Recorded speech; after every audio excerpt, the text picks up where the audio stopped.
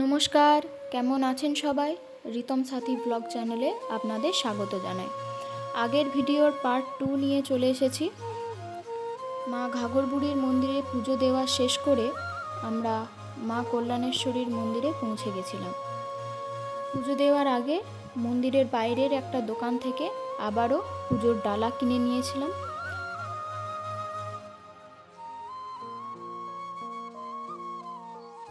তারপরে মায়ের কাছে যাওয়ার জন্য আমরা এগিয়ে চলেছিলাম। মায়ের মন্দিরের বাইরের পরিবেশ অর্থাৎ মন্দিরের প্রাঙ্গণে প্রচুর ভিড় ছিল। কয়েকটি বিয়ের অনুষ্ঠানও হচ্ছিল।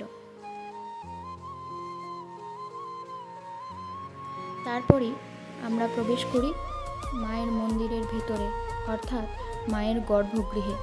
সেখানে গিয়ে আমরা তেমন কোনো ক্লিপ নিতে পারিনি, কারণ সেখানে মায়ের ছবি তোলা বা ভিডিও করা বারণ ছিল। তাই পুজো দেওয়ার পরেই আমরা বাইরে বেরিয়ে কিছু ছবিও তুলে নিয়েছিলাম।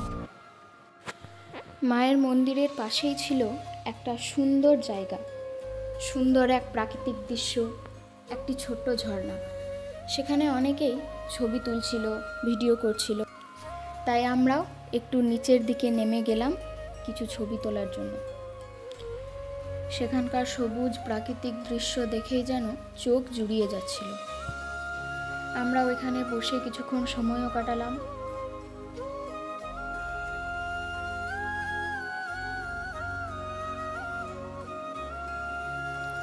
মন্দিরের পাশেই এই ছোট্ট জায়গাটির মধ্যে যেন প্রকৃতির এক অপরূপ সৌন্দর্যময় রূপ ফুটে উঠেছে। There is a quote that look deep into the nature and then you will understand everything better. আর সত্যি এই দৃশ্য আমি যতই দেখছিলাম ততই যেন আমার চোখ জুড়িয়ে যাচ্ছিল। মনে হচ্ছিল আরও কিছুক্ষণ বসে যাই, তারপর যাব। দুই মায়ের মন্দিরে পুজো দেওয়ার পর দেখি দুপুর হয়ে গেছে, তাই আমরা ঠিক করলাম এবার লাঞ্চ করে নেব। এই ভিডিওটির একটা লাস্ট পার্টও রয়েছে, খুব তাড়াতাড়ি সেটা নিয়ে আসবো। Thanks for watching, please subscribe my channel.